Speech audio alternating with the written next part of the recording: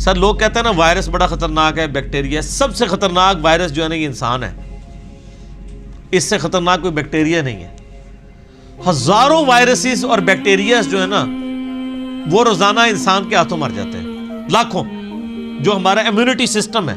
Otherwise تو یہاں آئے دن جناب وبائیں پھیلی ہوں، انسان ماری جائیں۔ ہمارے اندر اللہ نے ایسا سسٹم رکھ دیا ہے کہ جب وائرسز یا بیکٹیریاز جاتے ہیں وہ تو کبھی کبھار انسان بیمار ہوتا ہے نا، ورنہ یہ تو جا رہے تو روزانہ تھوک کے حساب سے وہ سسٹم اس کی مخالفت کرتا ہے، ان کو مار دیتا ہے۔ یہ میدا دیکھ لیں کیا چیز ہے، گوشت کی چیز بنائی ہے، آپ اس میں جناب بوٹی ڈال دیں وہ بھی ہضم ہو کے نکل جاتی ہے، آپ سبزی ڈال دیں وہ بھی ہضم ہو کے نکل، ایسا تیزاب کا سسٹم رکھا ہے اور سب کچھ ہضم ہو جاتا ہے، سب کچھ۔ یعنی اللہ تبارک و تعالیٰ نے اس کو ایسا مینج کیا ہے۔ اب یہ صرف دل کو دیکھ لیں آپ، 1,00,000 دفعہ روزانہ سب دھڑک رہا ہے، 1,00,000 دفعہ روزانہ بغیر کسی بیٹری کے، اور خالی دھڑک نہیں رہا سر، 10,000 لیٹر خون پمپ کر رہا ہے پورے جسم کے اندر۔ یہ کوئی یو پی ایس بھی نہیں کام کر سکتا، ایک بندے کا دل نہیں چلایا جا سکتا، اتنا خرچ۔ یہ وینٹیلیٹر پہ دیکھیں نا کتنا خرچہ ہوتا ہے، روزانہ کا 1,00,000 1.5 لاکھ روپے لے رہے ہوتے ہیں، اس میں بندہ زندہ نہیں رہتا، صرف دل کو مصنوعی طور پہ چلا رہے ہوتے ہیں، میڈیکلی اس کی موت ہو چکی ہوتی ہے۔ اور جسم میں نسوں کی جو لینتھ ہے نا سر وہ اتنی زیادہ ہے کہ ایک انسان کی اگر نسیں جوڑی جائے نا تو زمین کے 2.5 چکر لگ سکتے ہیں جی، 1,00,000 کلومیٹر بنتا ہے، یعنی صرف میری نسیں ایسے جوڑی جائیں نا تو 40,000 سرکمفرنس ہے زمین کا، یعنی زمین پہ آپ یہاں سے چلیں اور گول پورا چکر کاٹ کے یہاں آئیں تو 40,000 کلومیٹر ہے، 2 چکر 2.5 چکر کاٹے جائیں گے ایک بندے کی نسوں کو جوڑنے کے، اور یہ ساری نسوں کے اندر خون جاتا ہے، اور سر یہ تو بھی صرف نسیں ہیں، یہ نسوں میں جو خون جاتا ہے نا یہ آگے پھر ہمارے جسم کے سیلز تک پہنچتا ہے، اور سر سیلز کی تعداد جو ہے نا وہ لاکھوں میں نہیں ہے، وہ کروڑوں میں بھی نہیں ہے سر، وہ اربوں میں بھی نہیں ہے، 100 ٹریلین سیلز ہر بندے میں موجود ہے، 1 ٹریلین جو ہے نا وہ 1000 ارب کے برابر ہوتا ہے، اور ارب تو میں نے آپ کو بتا دیا کیا ہے، کڈی خطرناک شے ہے ارب۔ 1000 ارب ہوں تو 1 ٹریلین بنتا ہے، تو 100 ٹریلین سیلز ہر بندے کے اندر موجود ہے، ایک ایک بندے کے اندر، ان کے اندر آکسیجن جاتی ہے، اس کی ڈویژن ہوتی ہے، اور اگر یہ خلیوں کی ریپروڈکشن ڈسٹرب ہو جائے تو کینسر بن جائے۔ سر ایک انسان کے 100 ٹریلین سیلز ان کے اوپر کنٹرول کر سکتا ہے کہ یہ صحیح صحیح کام کریں؟ پوری دنیا نے انسان مل کے بھی کھلیے تھا حساب رکھ سکتے ایک بندے نے، تو یہ کس نے حساب رکھا؟ اللہ نے۔ 100 ٹریلین سیلز، اور سائنٹسٹ کہتے ہیں کہ اتنا بڑا فگر ہے کہ اگر انگلینڈ جیسے 30 ملک ہو، کتنے 30 ملک انگلینڈ جیسے، اور 30 کے 30 صرف درخت ہی اگے ہوئے ہوں اس کے اوپر، ان درختوں کے جتنے پتے ہوں گے نا وہ 100 ٹریلین سیلز بنتے ہیں جو ایک بندے کے اندر اللہ نے رکھ دیا۔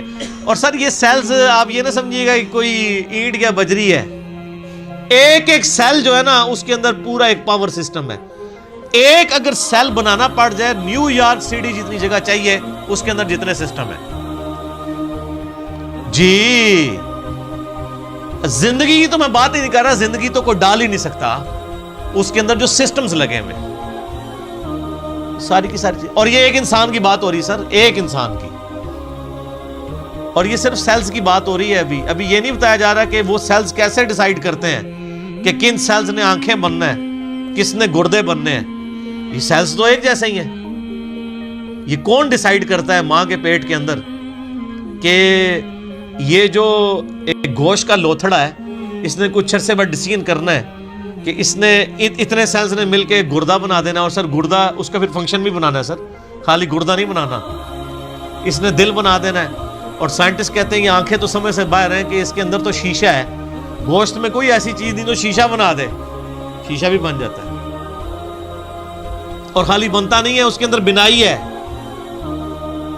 صرف آنکھ میں بولوں نا میرے بھائی 1 گھنٹہ چاہیے، یہ آنکھ کیا چیز بنا دی اللہ نے، پھر پھیپڑے ہیں، گردے ہیں، جگر ہے، ایک ایک بندے کی یہ چیزیں کنسیڈر کریں تو انسان یہ میریکل ہے۔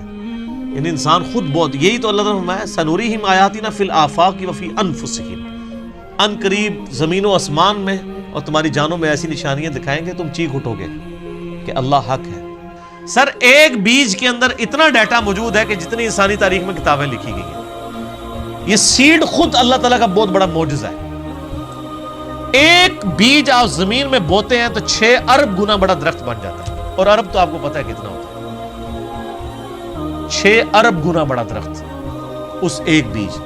اور یہ بیج تو آپ کو صرف نظر آ رہا ہے نا، زمین و آسمان کی ساری مخلوقات مل کے ایک بیج نہیں بنا سکتی، ایک بیج نہیں بن سکتا۔ آپ کو تو یہ بے قدر نظر آ رہا ہے، لیکن سر اس بیج کے اندر وہ ڈیٹا ہے، ایک ایک چیز پروگرام ہے کہ اس سے جو درخت بننا ہے اس کے پتوں کا کلر کیا ہوگا، اس کے تنے کا سائز کیا ہوگا، اس سے فروٹ کون سا اگنا ہے، اس فروٹ کے پکنے کی ٹائمنگ کیا ہوگی، ایک ایک جو ڈیٹا ہے نا وہ یہ ہارڈ ڈسک، یہ بیج ہے۔ اور سر آپ نے تربوز کبھی کاٹا ہے؟ اس کے اندر سے کتنے بیج نکلتے ہیں؟ آج کل سردیاں امرود کھایا ہے، کتنے بیج نکلتے ہیں؟ ایک ایک بیج کے اندر کروڑوں امرودوں کا ڈیٹا موجود ہے۔ ظاہر ہے کہ جی آپ ایک بیج کو بوئیں گے تو ایک اور درخت نکل آئے گا سر، اس کے ساتھ سینکڑوں ہزاروں امرود لگیں گے، ایک دفعہ نہیں، آپ توڑیں گے اگلے سیزن میں پھر لگ جائیں گے۔ وہ نکلا کس سے ہوا ہے؟ ایک بیج سے، اور وہ ایک بیج خود ان ہزاروں بیجوں میں سے ہے جو ایک امرود سے نکلتا ہے۔ ایک امرود ہی جو ہے انبلیویبل چیز ہے۔ میں تو یقین کریں جب یہ یعنی تربوز کاٹتا ہوں میں پریشان ہو جاتا ہوں کہ کہاں کہاں بیچ میں ایڈجسٹ کیے ہوئے بیج، اور یہ جو تربوز آپ کاٹ رہے ہیں سر، یہ آپ اربوں تربوز کاٹ رہے ہیں، کیونکہ ہر بیج کے اندر ایک تربوز ہے، اور وہ جو اس بیج سے تربوز نکلے گا اس کے اندر کتنے آگے بیج ہوں گے، اور ان بیجوں کو بوئیں گے تو ان سے آگے کتنے تربوز نکلیں گے۔ اور اب کوئی بیوقوف ہوگا نا جو کہ یہ خود بخود ہو رہا ہے، اگر کوئی کہتا ہے یہ خود بخود ہو رہا ہے تو آپ کر کے بتا دیں۔ ہم آپ سے کہتے ہیں کہ آپ بیج بنا دیں، ہمیں بیج بنا کے کو بتا دیں۔ اس سے بھی آسان کوسچن دیتے ہیں آپ کو، بیج تو نہیں آپ بنا سکتے، ہم آپ کو انڈا دیتے ہیں توڑ کے، آپ اس سے چوزا بنا کے بتا دیں۔ انڈا تو بنانے کا آپ کو کہہ ہی نہیں سکتے نا جناب، وہ تو آپ کو بھی پتا ہے۔ زمین و آسمان کی ساری مخلوقات مل کے ایک انڈا نہیں بنا سکتی۔ اور مجھے اگر آپ بتائیں کہ اگر کسی شخص کو یہ نہ پتا ہو کہ چوزا انڈے سے نکلتا ہے، آپ اس کے سامنے الٹے بھی لٹک جائیں نا، وہ ماننے کے لیے تیار نہیں ہوگا۔ یار اس میں سے کیسے چوزا نکل سکتا ہے؟ اس کو تو پورا سسٹم ہے، اس کے تو ایک پوری ایروفائل سٹرکچر ہے اس کے پروں کی، اس کے اندر پورا ایک یعنی کھانے پینے کا نظام ہے، وہ پوری ایک زندگی ہے، اس لیسدار مادے سے بنتی ہے۔ اندر جا کے کون بنا دیتا ہے؟ کوئی ماننے کے لیے تیار نہیں ہوگا۔ اسی لیے میں ایک جملہ بولتا ہوں کہ اس کائنات میں جو کچھ ہو رہا ہے نا وہ معجزہ ہے، جو کچھ ہو رہا ہے، لیکن چند معجزات کے ہم عادی ہو چکے ہیں، اس لیے ہمیں معجزے لگتے نہیں ہیں۔ سر مردے کے زندہ ہونے سے بڑا معجزہ ہے انڈے میں سے چوزے کا نکلنا۔ وہ مردہ زندہ ہو جائے، لوگ کہیں گے یہ بہت بڑا معجزہ ہو گیا اس لیے کہ ہم عادی نہیں ہیں۔ سر اس سے بڑا معجزہ انڈے میں سے چوزا نکلنا ہے، اس کے اندر تو کوئی ایسی چیز موجود نہیں ہے، کون نکال رہا ہے؟ اور سر یہ ایک انڈا نہیں ہے، خربوں انڈے ہیں، مرغیوں کے انڈے، چیلوں کے انڈے، کبوتروں کے انڈے، طوطوں کے انڈے، یہ تو نہ ختم ہونے والی چیز۔ ایون یہ مکھیاں آپ کی جتنی نکل رہی ہیں، شراط الارض، یہ سب انڈوں میں سے نکلتی ہیں۔ یہ ڈریگن فلائی جس کا میں اکثر ذکر کرتا ہوں، جس کے اوپر انہوں نے شنوک ہیلی کاپٹر بنایا ہے، وہ جس کے 4 پر ہوتے ہیں، جسے ہم پنجابی میں ہیلی کاپٹر کہتے ہیں۔ سر یہ ایک بال پوائنٹ کے نقطے جتنا انڈا ہے جس سے وہ نکل رہی ہے، اور اس کے ایک ڈھیلے کے اندر نا 25,000 آنکھیں ہوتی ہیں ایک ڈھیلے میں، اور وہ اس کی آنکھ کتنی سی تھی وہ ہوگی آپ دیکھ لیں، اور وہ پورے کوارڈینیٹس اپنے لوکیٹ کرتی ہے۔ آپ کے ہیلی کاپٹر اور جہازوں کو تو لینڈ کرنے کے لیے جگہ چاہیے، اور اللہ نے جو بنائے ہوئے ہیں، چڑیے کو آپ نے کبھی دیکھا ہے؟ اس کو لینڈنگ کے لیے کوئی جگہ تلاش کرنی پڑتی ہے، کوئی جگہ صاف کروانی پڑتی ہے، جدھر سے اٹھے جہاں مرضی جا کے لینڈ کر لیں۔ اور ہمارے جہازوں میں تو ہمیں فیول ڈالنا پڑتا ہے سر، چڑیا میں آپ کو نہیں فیول ڈالنا پڑتا، وہ خود اپنا فیول لیتی ہے۔ اور آج کل تو یہ سردیاں ہیں، آپ کو پتہ ہے آج کل وہ پرندے آئے ہوئے ہیں سائبیریا سے، ادھر 10,000 کلومیٹر کا سفر، کتنا سر؟ بوئنگ 747 میں ایک دفعہ ٹینکی فل کرے نا، وہ بھی 8,000 کلومیٹر اڑتا ہے انجنوں کے ساتھ۔ اور یہ نازک سا پرندہ جس کو آپ سرخاب کے پر سنا بھی ہوا ہے نا، سرخاب آپ دیکھ لیں کتنا سا اتنا سا پرندہ ہوتا ہے اگر اس کو پر پھیلائے تو، اور وہ ان پروں میں وہ طاقت، بالکل نازک سے پر ہے سر، 10,000 کلومیٹر اڑ کے آتا ہے بغیر کھائے پیے. جی اسٹیش ہے کوئی نہیں.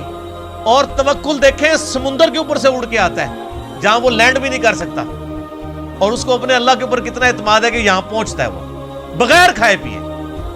اور وہ نیند کی کنڈیشن میں بھی، یعنی وہ جس کو پنجابی کہنا جاگو میٹی رہتا ہے، وہ اڑتا رہتا ہے، اس کے پر چلتے رہتے ہیں، وہ اپنی نیند بھی ہوا کے اندر پوری کرتا ہے.